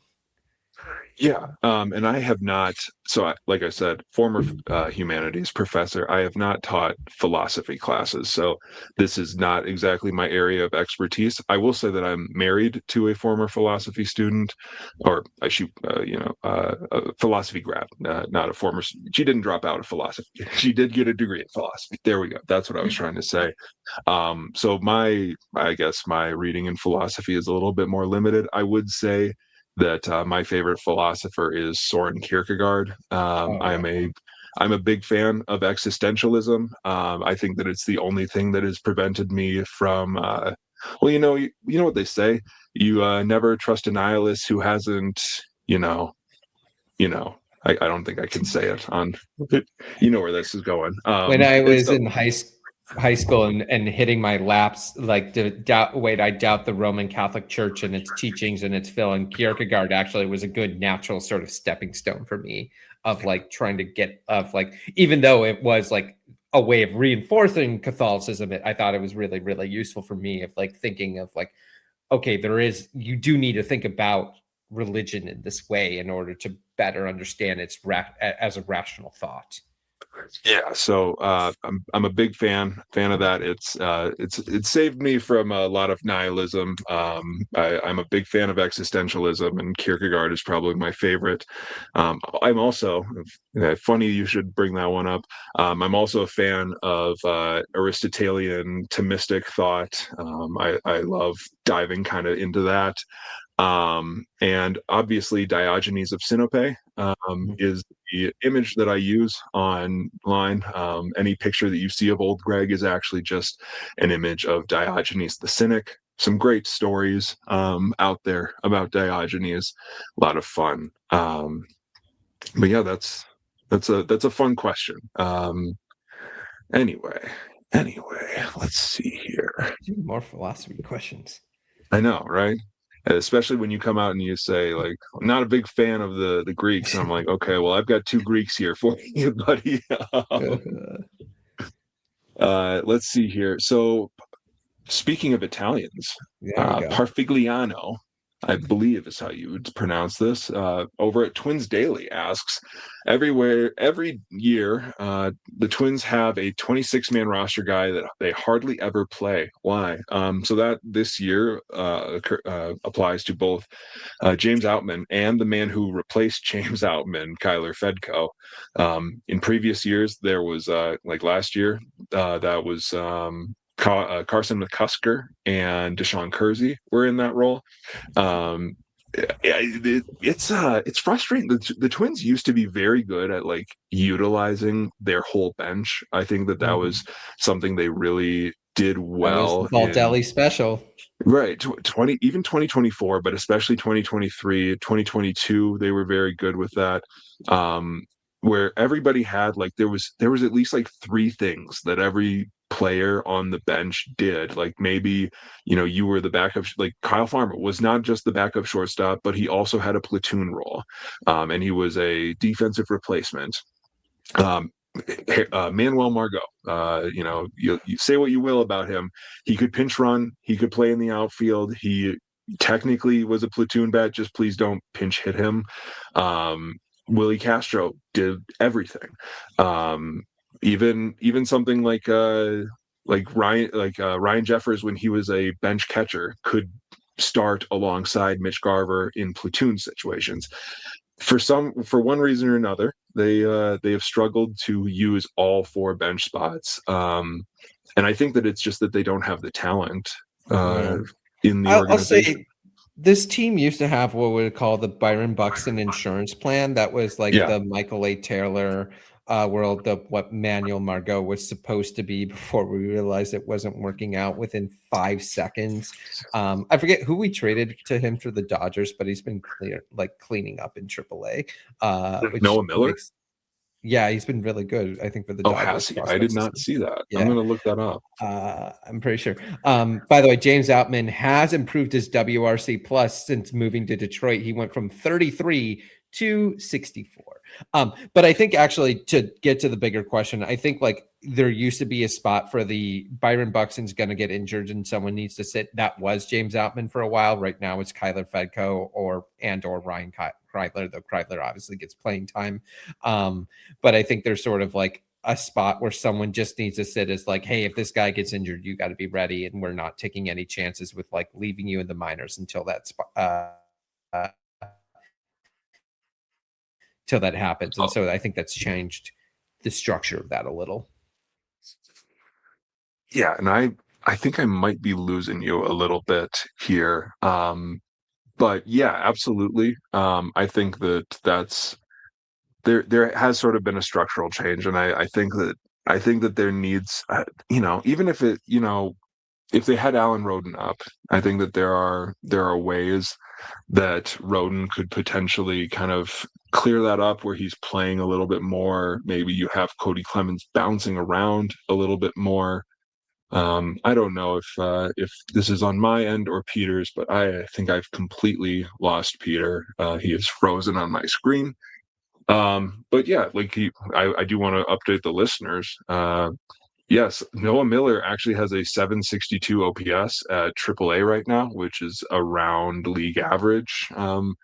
But with Noah Miller, the thing is he is an elite shortstop. I actually was stumping for the Twins to grab him in the Rule 5 trade this off season. Unfortunately, they didn't. But maybe he's one of those guys, sort of like Ryan Kreidler, where if he can just like not be the worst hitter in baseball, he might have a role. Peter. Okay, sorry. Yeah, so I was just updating the listeners. Yeah, Noah Miller has a 762 OPS in AAA, and I was saying to them that I was wanting the Twins to take him in the Rule 5 draft, and I might be a tiny bit vindicated now. He was a defense only guy, right? Exactly. Yeah. And so it's like I was just saying, like, sort of like Ryan Kreidler, if he's not the worst hitter in baseball, like he's probably worth a roster spot for somebody as a reserve shortstop. Another thing, since Parfigliano asked this, I wanted to say, Peter, remember that time we were both in Florence, Italy, at the I was same going to bring time? this up. And we did not know it until the day that you left. And we're probably in the same museum at the same time, but every white person looks the same in Italy.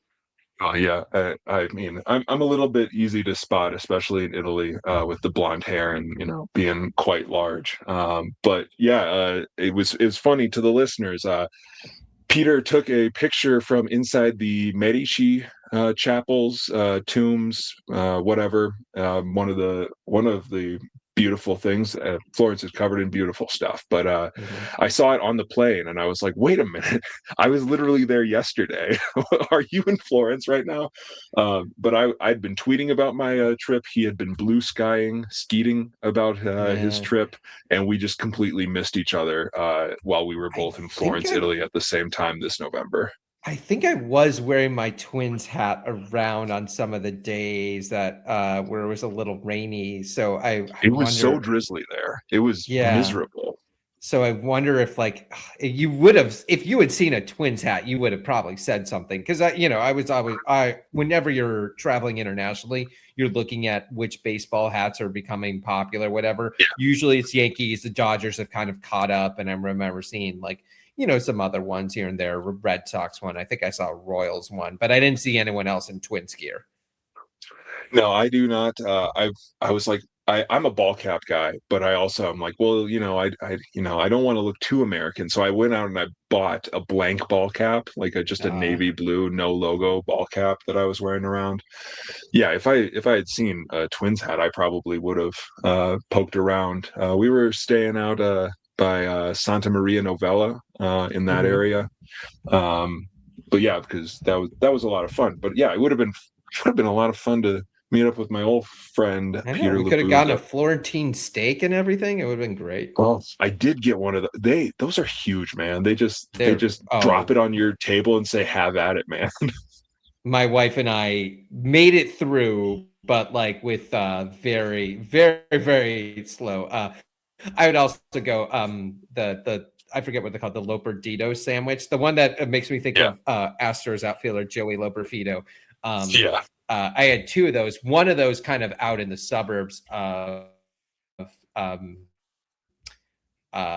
near Prado, because we were trying to get to a Medici tomb and everything, and there had been a truck recommended, but like, man, that sandwich was amazing, and very difficult to recreate in home despite my own chef skills.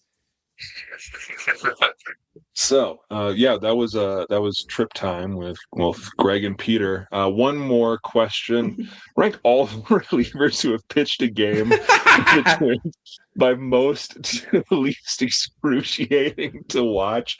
I don't know if we Oh want to do a man. full, because there have been Lou and I checked this, and I think that there have been 18 different Twins relievers this offseason.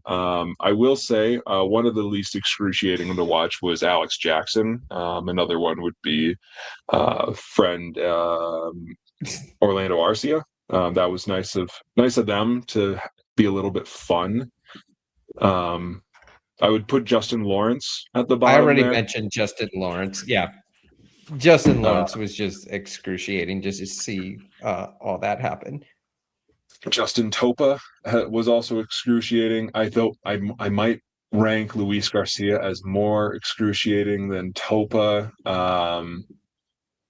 Let's see here. I got to pull up the list because I can't even remember who else has pitched for this team and just like embarrassed us In the in next full time. tier, I think I would throw Taylor Rogers has been really frustrating to watch. I would throw Austin Voth and Zach Funderburk. Kent maybe in that. Yeah, Funderburk I would throw in that group. Um, that next level, I would say maybe John Klein. He did not pitch well, but at least it was interesting because you're hoping that he maybe is good. Like a storyline to watch there. Travis Uh, Adams is always a little frustrating because obviously he has the strikeout numbers, but it just always leads to people on base. yeah. Um, Um, then I would I'm Eric I'm Orthy. very glad Anthony Bonda turned it around. I thought the Yes. Dodgers DFAing him was like very bizarre, and like obviously people think like based on the first 2 months, but he was basically the Louis Varland of the Dodgers. He was a workhorse for a while. He was their closer when like Tanner Scott and the QAnon guy Blake Trinan just couldn't do it. And Anthony Bonda became the default closer for the Los Angeles Dodgers, who won 2 World Series back to back. And so I thought that was a bizarre DFA and a smart pickup by the Twins. And like, I think it's going to look good in the long run for them to have him. So yeah, it's been excruciating to not have Cole Sands be good, but Yeah. not as bad. This is more of the medium. Like, this isn't fun. I would throw Eric Orzi in that camp. Um, And then yeah, Morris and Gomez are probably your 2 least aggravating ones. yeah. Kendry Rojas has been fun. Garrett Acton was technically there. Wonder if He he'll did ever come pitch back. innings. And I think I think we just named all of the guys who have thrown. Technically, somewhere in there is Mick Abel. That was a very aggravating That's relief right. appearance that he made. That was excruciating. That he just quit 4 innings, gave up 6 runs. And Mike Paredes technically was a bullpen arm, but now has become a starter and is not too aggravating to watch. He's been pretty fun. And Simeon Woods Richardson, he did have a couple of relief appearances that you probably maybe put him in the bottom third, or the top third, depending on how you're ranking it in the most excruciating area. Yeah. But yeah, so that's all of the relievers. Somehow and I think did it all. We are out of questions. So wow. It only took us an hour and a half to get through the mailbag. So thank you to everybody who sent in mailbag questions. It's time for everybody's favorite segment, Pete's Wipes.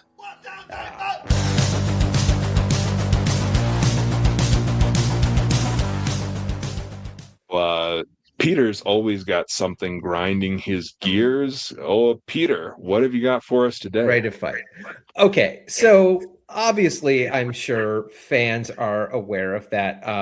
The Major League Baseball, not the Major League Baseball, and the Major League Baseball Players Association have begun negotiations for a collective bargaining agreement that will run another most likely 5 years.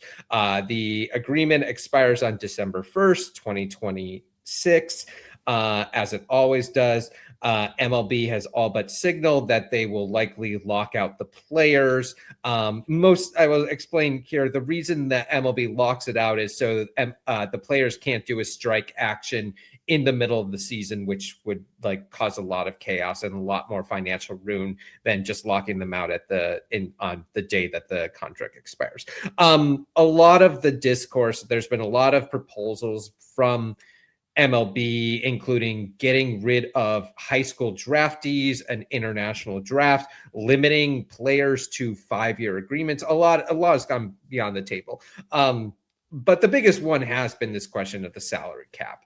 Now, as fans of a small market team or mid-market team or what have you, right? The Twins could theoretically benefit from a salary floor / cap because it would raise the money that the Twins need to spend by an additional $40-50 million. And that would mean better players on our team, blah, blah, blah.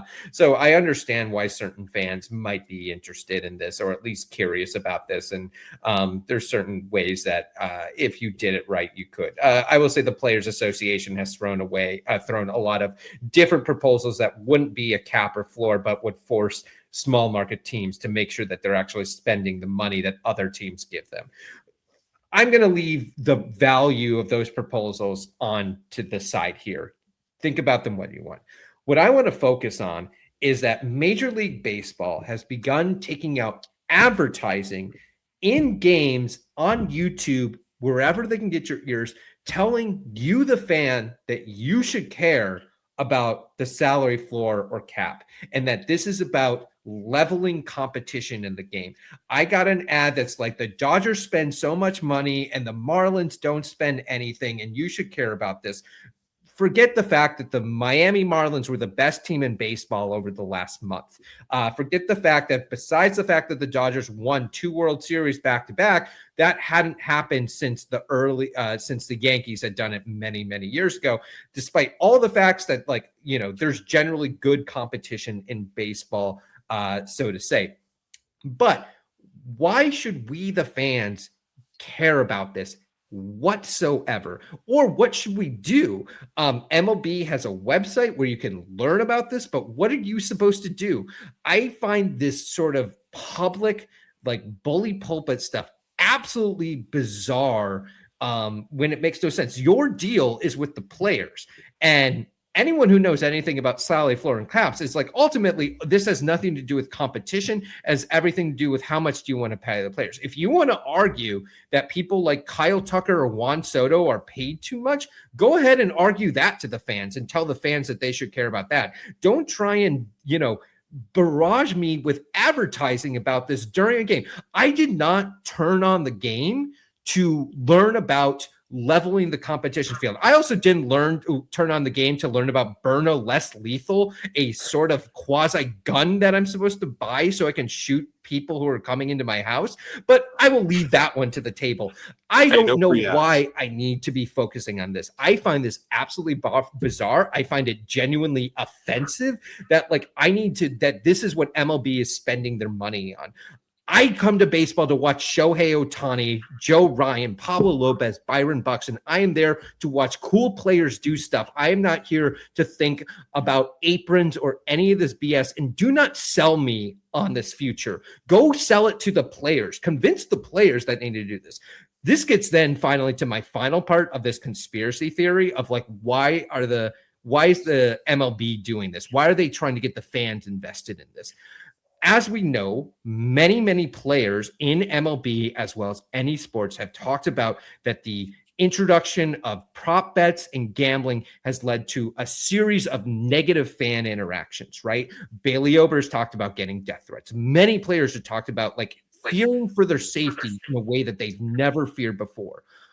I will not, this is not defamation, but it is a conspiracy theory that MLB is trying to engender more violence against players by using this bully pulpit to say that the players are at fault for not accepting a salary cap. So during the lockout, you're not DMing Rob Manfred and saying game the games. You are DMing, Royce Lewis, who's just trying to work out in Texas without the team and be like, if you don't fix this right now, I'm going to come to your playing field where you work out and I'm going to make sure that you don't play baseball again. And that's going to create a fear that's going to get players to accept a worse deal because MLB is using this bully pulpit. I find this absolutely disgusting that they would do this. I am fine with MLB arguing at the table for a salary cap. I do not think they should be arguing with fans. That's my gripe. I totally get that. So when you say, I don't think I've seen a single ad for this. So they're basically making up a play for why a salary floor and cap would be better for the long-term health of baseball. Is that the general it is. Idea? I don't want to, no free ads, but the website is called Level the Playing Field. I'll just read the first line. Baseball has gotten stronger because we listened to the fans and made necessary changes on the field, like the pitch clock, quicken the games, and ABS challenges. The biggest issue we need to solve next is to continue the growth of the game off the field by fixing payroll disparity unseen in any other U.S. sport. I will let anyone who wants to look it up find themselves. But there's basically a push to get fans interested in this by using advertisement on MLB TV, on YouTube, on Instagram, to try and get fans to take MLB's side on this. Again, fans are not at the bargaining table. They are not there. They do not consent to the CBA at all. So it is. I question what they want to do with this. Yeah, I definitely. That's wow. Because obviously, if you're old enough to have remembered the '94 strike, or old enough to know somebody who remembers it and can tell you about it, there was a lot of animosity at both sides, and because a lot of fans see this, and probably justifiably so, as very rich people being mad at other very rich people, and in the midst of it, we don't get baseball. The not very rich people, the true losers of a work stoppage are the fans in that regard. And so, yeah, if MLB is basically trying to climb it so that people are more likely to get upset that the players are refusing, because if there's one thing that the MLB Players Association has been good at doing, it's been denying a salary cap. And there's no way to get a salary floor without a salary cap. MLB is running this, obviously, on behalf of the owners. The owners are MLB. The commissioner's office works for the owners. That is not, man, that's frustrating. And I will say, I've spent, the last year, I've talked about it as a member of the MLB Fan Council. And if you were, there was an Evan Drellich article that came out about 9 months ago, detailing the first time that MLB had talked to us about labor negotiations. And they basically made a pitch similar to this, saying, parity and competitive balance is our number one priority, and it's what fans want. Small market fans are desperate to see their team win. They've run out all of these statistics about how I think the Kansas City Royals are the only team, Kansas City Royals and the Tampa Bay Rays are the only team in the bottom half of, or the Royals in 15 were the only team to win the World Series in the bottom half of payroll. And they're the Royals twice and the Rays. And I think there was one more team that was in the bottom and was a league champion. And so you're saying, if you're a fan of the Minnesota Twins or the Cleveland Guardians or the Tampa Bay Rays or the Miami Marlins, or no, probably not Miami, that's a big market, but if you're a fan of a small market team, you probably are not going to ever see your team win a World Series. And they're making this push. We actually met with them earlier or last month to sort of get an update after their first proposal. And I haven't really talked about this, but speaking of hard questions, I tried to ask a hard question in that because they were walking through their original proposal. And the big thing there is the salary cap and floor in their initial proposal. And they kept pounding the parity, the competitive balance drum. And I said, hey, so when the players say no to this, what are your other options? Like, what are the other plans for establishing more competitive balance? And you know what? I don't think that I don't know if I ever expected them to answer that question. Honestly, I don't know if they can answer that, like from a negotiation standpoint. Like, you can't just give away what your backup plan is. Legally, no. But it did bother me that it was just like their response was, well, the players will, like, we don't have any doubts that the players are going to agree to this. And obviously it's a little bit of just posturing, more like whatever, but it was just like, it's not going to happen. And we're heading towards a work stoppage because the players are never going to take a salary cap. I don't foresee that ever happening unless, like, the pressure from the fans, I guess, as you're saying, is so great that they're just like, fine, I don't want to deal with this anymore. We'll do it. I just want to point out that if everything that MLB has put across the table, which I have to say, so as someone who does labor negotiations partially for a living, I could say a lot of different things, but a lot of your first proposals are usually quote unquote not serious pie in the sky stuff. It's just usually that it doesn't all get reported to ESPN immediately, which is, I think, part of why it's kind of spilled in public. But if MLB got everything it wanted currently, which again includes a caps on salary, caps on player contracts, caps on years, Alex Rodriguez's famous $252 million deal with the Texas Rangers from 2015, over a decade ago, would be considered illegal, would be not considered kosher under what the CBA. I think that was like in 2003. Oh no, you're right. Oh my God, I have years totally wrong. Oh my goodness, you're right. But the last deal was the $275 million with the Yankees, right, yes. Okay. For 10 years. But yes, the 2003 deal would be illegal with the Rangers, which, right, we're talking about a deal from 20 years ago being considered not kosher. And there's a reason, when people talk about the NFLPA, the NHL's one, the NBA Players Association, these are all considered extremely weak unions. And a lot of it can be seen at the second they accepted a salary cap. There were reasons those leagues accepted salary caps, but a lot of it led to the union being broken. And the biggest reason that MLB would like to see this salary cap is because it's an opportunity to break the union. They believe that maybe rank and file, which we're talking about, that I don't mean to, this is like the Cody Clemens of the world, right, who are on minimum salary, would be the ones who would essentially break with the Byron Buxtons of the world essentially on this. But I think it's going to be interesting. I'll be happy to come back on when, like, the season's over and we can just focus on what this is going to look like, because I think it's ugly. I also just find this particularly bizarre that MLB is in the first year of 3 new mega streaming deals with ESPN, renewed with Apple, NBC taking over Sunday Night Baseball. They're seeing better numbers going into this, but these deals are only for 3 years. which means they need to renegotiate this, what that would be for the 2029 season. And they're hoping that by that point to consolidate all of the broadcast rights. So that would be the whatever ends up with like Dodgers, Giants, Mets, Nesson, which is the Boston Red Sox one, yes, which is Yankees, right? These are kind of like the last holdouts, and there's a few other ones, right? But so there's a lot of money riding in the next 3 years in baseball. I don't know why you would potentially blow up baseball right now. I find it absolutely bizarre. I do not know, unless the owners are like, we are breaking the union this year. This is our time. The NLRB is weak and we can do this. And maybe the Taylor Walls of the world or the Cody Clemens of the world will say, screw it, I'm showing up at spring training and break the union.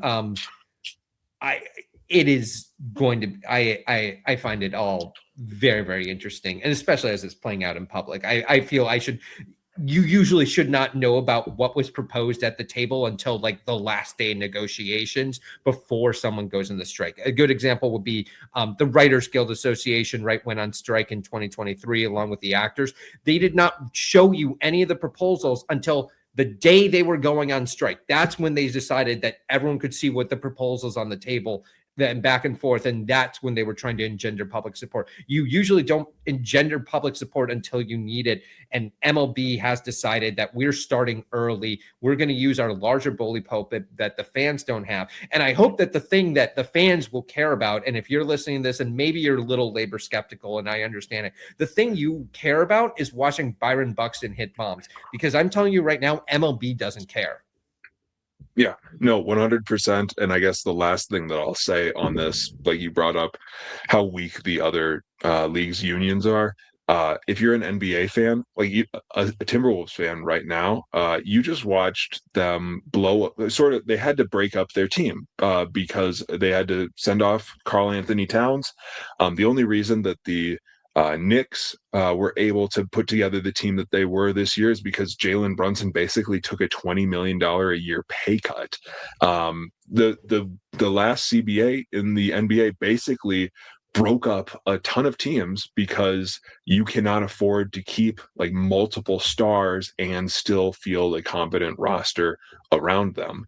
And I'm a San Antonio Spurs fan, and I know that they've got like 3 guys in the next 3 years who are potentially going to get max contracts, and it's really kind of scary that either they need to find some way to build around those, or you might lose your like 25-year-old franchise player because you can't afford under the new CBA, under the new salary cap, to field that team for multiple years. There's absolutely like an anti-fan aspect to that, because I mean, even if you're a Dodgers fan, man, like you want to see those great players. Like you don't, if you are the Rays, right? You see the Rays constantly having to kind of sell off their star players.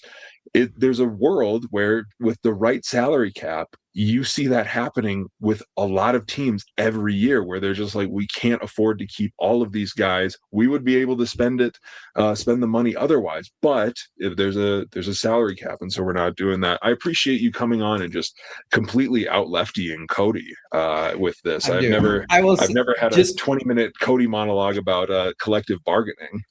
I will just say with the NBA, which I'm a casual fan, I never want to learn what an apron is. I do not care. I don't want to know second aprons. If MLB starts having aprons, I'm out of here, man. I can't. I like the simplicity that so-and-so signed for X amount of years. And just to go back on that fan thing, right? I always think about with the Rays, and I think they got unfortunate, obviously, with the Wander Franco situation that's continuing to play out in his home country. But like one thing that I know, Greg, you have a lot more jerseys than I have. I don't get that many full replica jerseys. And partially, I want to get that jersey that's going to last me 5-10 years. And a lot of what the CBA is designed to do is you're going to have to replace your jersey every few years because your player just left. And that to me is unconscionable, except for, it's great for MLB. They get more money out of it. And your favorite player is not going to the Dodgers anymore. Now Now he's going to the Oakland Athletics because they need to make they need to meet the floor or whatever. But it's still a lot of times will probably end up being the same issue. But yeah, okay, cool. Do you want to play a quick game of 20 questions? Let's do this. We're almost at that 2 hour mark. I am not the best with certain amounts of Twins history, so this might be pretty embarrassing. I was but going to we can ask roll you, it. like, what are your windows of Twins history? 2000s onward, and I'm not great at it. But Okay. like Mauer Morneau years, pretty good. But we'll see what I can pull out. Right. I just got a text from a friend who asked mailbag question. How does it feel to have your first dance song as the national anthem of England? My wife and I, our first dance was Wonderwall. Apparently, England has been playing that after games. It was something that was a lot funnier in our heads to have our first dance be Wonderwall, but I suppose that's a thing now. So that's your last mailbag question. But anyway, let's play 20 questions. You guys know the drill. Peter can ask me 20 questions. I have a twin in front of me. I'm pulling up his baseball reference page. This is a former twin. Peter, you have 20 questions to figure out who this former twin I have in mind is. Okay. Is it a pitcher? It is not a pitcher. It's not a pitcher. Okay. Is it an infielder? Good question. I would say kind of. Okay, it's a catcher. Probably. This player played some infield. Played some infield.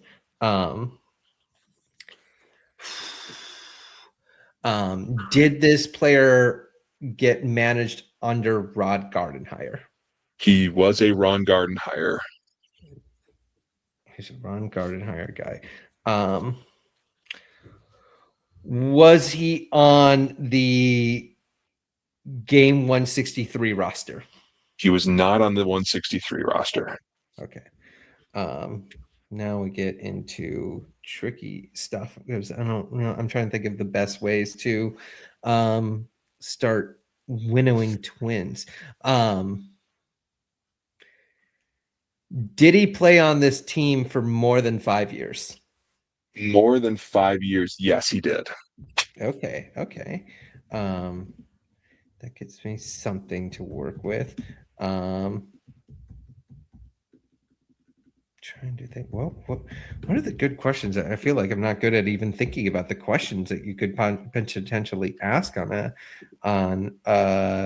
this. This is making for great podcast content. It's just me running with my head cut off, essentially. I'm just thinking about players that might. So you asked if he was an infielder, and I said kind of. He played some infield. You can probably narrow down position. Yeah, a little better. I know. I'm just trying to think of. Did this player have his testicles explode?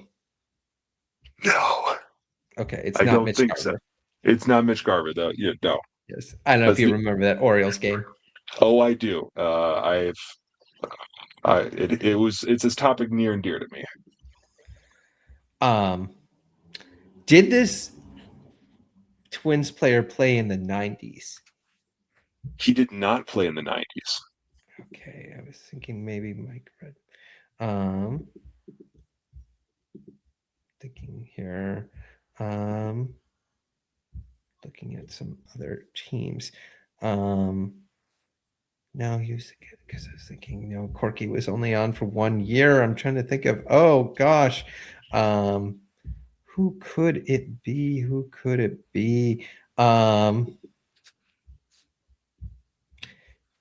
I'll give you a hint since you're sort of in that. I'll count this as a question, but he played catcher as well as some infield. That's what I was thinking. I'm trying to go through all the catchers in my brain who played under the Gardenhire years. It's not Joe Mauer, is it? It is not Joe Mauer. Okay, that was your ninth that would have question. been insane decision to make. But I would have, if you just did it, I would have laughed very, very hard. Funny. You're like You just like, oh, guessing. it's literally the most famous player of like the last 40 years of Twins baseball. Just trying to think who else caught during those years, because I think like there's a lot of like people who like filled in for Mauer in the early years, but like then who actually was like, filling in? Is it? But no, I was like Henry Blanco only played for 1 year as catcher. Oh gosh, I'm trying to remember who else like really filled in those. Um, oh, I will the say he people for filled catchers. another role other than first base and catcher quite frequently. I'm like almost at the like Ask Gemini portion of myself and just like give up and show that I have no agency whatsoever. Is it Drew Butera? It is not Drew Butera. It is somebody from earlier than Drew Butera. I will give you another clue. This player, he narrowly missed uh, playing in the 90s. He played for 7 years in Minnesota in Mm-hmm. his 8-year baseball career. Your baseball career, early 90s. No, he was not in the 90s, Or late early start 2000s. early 2000s, and played multiple positions including catcher and first baseman, but not That necessarily. I will say, I wouldn't say that he played multiple positions. Those were the only two positions he played, but he had another role, I would say. Another Um, role. but he was also a DH. I'll just put that one out there. Do you know how little this is helping? I'm just like, you could name me films from like 1932 and I could name you half the cast and the cinematographer. And when it comes to like, who did you watch catch when you were like 15? I'm like, I don't remember at all. I'll throw out a couple more clues. He was not a good catcher. He DH'd and he pinch hit a lot. He actually was a fairly successful pinch hitter. Oh, I'm trying to think. Oh my goodness. Oh, wait. No, Ben Revere didn't catch. Oh, it's just like I'm trying No, to think through all these issues. Um, his presence. wait. No, that was a shortstop. His presence led to the Twins making a very consequential transaction because they thought that he could play this position and fill in behind this person that they got rid of in the early Are you just 2000s. thinking of AJ Brzezinski? It is not AJ Przinsky, no. Oh, wait, who else? Who else filled in or was Mauer replacing? This That's what you're player hinting is at. currently a minor league manager, a pretty for a AAA team. For AAA team. I'm totally stumped. I'm not gonna get this whatsoever. I just I like am my thinking brain of is this. Matthew LeCroy, Matthew Lee Croy. Oh, I Twins thought I looked legend. at. I think I was pulling up some BREF pages and looking, and I feel like I passed by him and just didn't register in my head. So Matthew LeCroy What was the played. trade? I can't remember. So they released a man named David Ortiz. Heath Ortiz. That's right. Yeah. During 20 or the 2002 season, and part of their defense was, well, we do have Matthew LeCroy who can DH That's pretty right. well.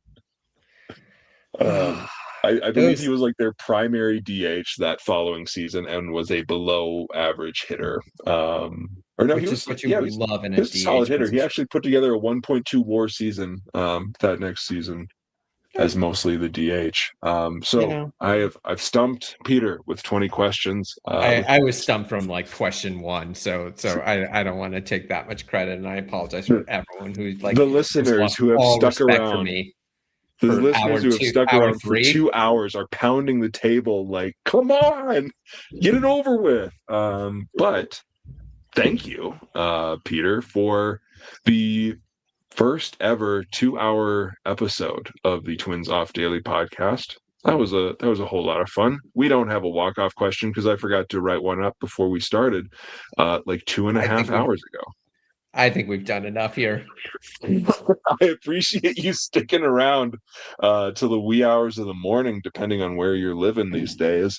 West Coast Um, baby, it's 8:40 here. I'm gonna have a snack and hang out with my wife. let's go. I think I also owe my wife some hangout time after talking baseball for 2 hours and making her put up with Comrade Cody all weekend. So, to the listeners, we will see you soon. Our All-Star Break Podnanza is coming up. That's going to be 4 days off. And so we're going to be releasing 4 different episodes over the course of the All-Star break. We're already working on getting scheduled out some guests. We're going to have a lot of fun. It's our favorite part of the year. So for Peter Labuza, I'm Gregory T. Masterson, and I want to say, stay old.